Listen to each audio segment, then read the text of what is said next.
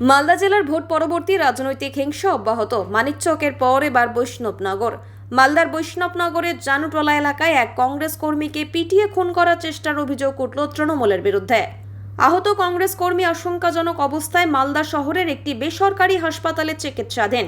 ঘটনার তদন্ত শুরু করেছে কালিয়াচক থানার অন্তর্গত গোলাপগঞ্জ ফাঁড়ির পুলিশ।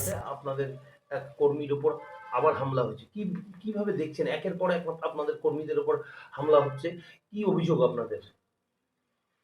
আমার কাছে যতটুকু খবর আছে যে ওখানকার পঞ্চায়েত সমিতির যিনি সভাপতি তার স্বামী তিনি এই ঘটনাটা করেছেন। এই তৃণমূল পার্টির একটা এটা বড় নীতি এবং সংস্কৃতি। সারা বাংলায় আমরা লক্ষ্য যদি করি যে কে কত বড় মাস্তান হতে পারে, এলাকার ডন হতে পারে। আমরা দেখেছি অনুব্রত মণ্ডলকে, আমরা দেখেছি আরাবুলকে, আমরা দেখেছি মনিরুলকে। তো এলাকায় কে কত বড় মাস্তান হতে পারে এটা পরিচয় দিতে হয়। এই কদিন আগে আমরা দেখেছি, এই মানিকচকেও আমরা দেখেছি, গোপালপুরে একটা ভালো ছেলে, 22 বছরের ছেলে, সে আর্মিতে, ইন্ডিয়ান আর্মিতে জয়েন করতো আর কি, তাকে পিটিয়ে মারা হয়েছে। সেম কেস আজকে আমরা লক্ষ্য করেছি কালীচক 3 বৈষ্ণবনগরে হয়েছে। স্বাভাবিকভাবে সারা বাংলায় এরকম একটা প্রতিযোগিতা চলছে তৃণমূলের মধ্যে। যত খারাপ কাজ করবে, যত অন্যায় কাজ করবে, তৃণমূলের কাছে, তৃণমূলের সুপ্রিমের কাছে ভালো সার্টিফিকেট পাবে, এটাই আমরা লক্ষ্য করছি। আর সব থেকে বড় কথা, মালদার মানুষ গত লোকসভা নির্বাচনে ব্যাপকভাবে কংগ্রেসকে ভোট দিয়ে জয় করিয়েছে, ঈশা খান চৌধুরীকে জয় করিয়েছে।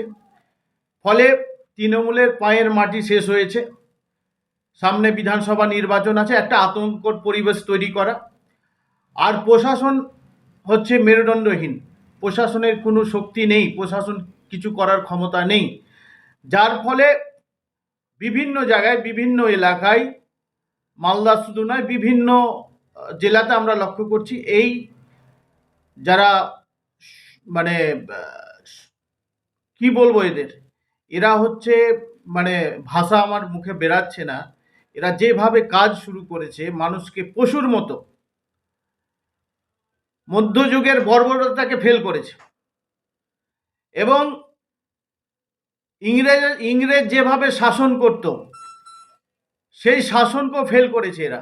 যেভাবে শোষণ করেছে ইংরেজ, সেই শোষণকে তারা ফেল করেছে।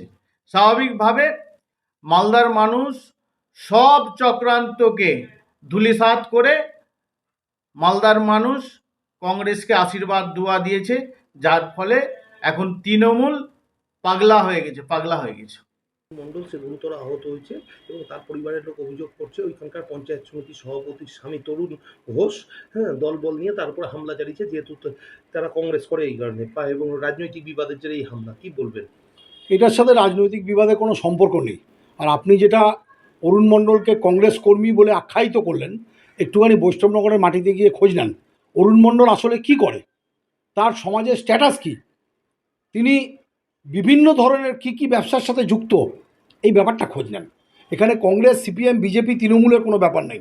সমাজ বিরোধীদের সাথে সমাজের মানুষদের লড়াই। সেই লড়াইয়ে যারা সমাজ বিরোধী তারা হয়তো আক্রান্ত হয়েছে, যাদের অসুবিধা হচ্ছে তারা পারিবারিক জীবন রক্ষা করার জন্য বিভিন্নভাবে এর আগে সমস্যায় পড়েছেন। আমাদের কাছে যেটা খবর আছে সেটার সাথে এই যে ঘটনা আপনি উল্লেখ করলেন তার সাথে কোনো রাজনৈতিক দলের কোনো সম্পর্ক নেই। সম্পূর্ণ ব্যাপারে সমাজ বিরোধী যারা, তাদের উপরে আমরা যেটা খবর, গ্রামের মানুষ তাদের বিচার নেওয়ার জন্য তাদেরকে তাড়া করেছে।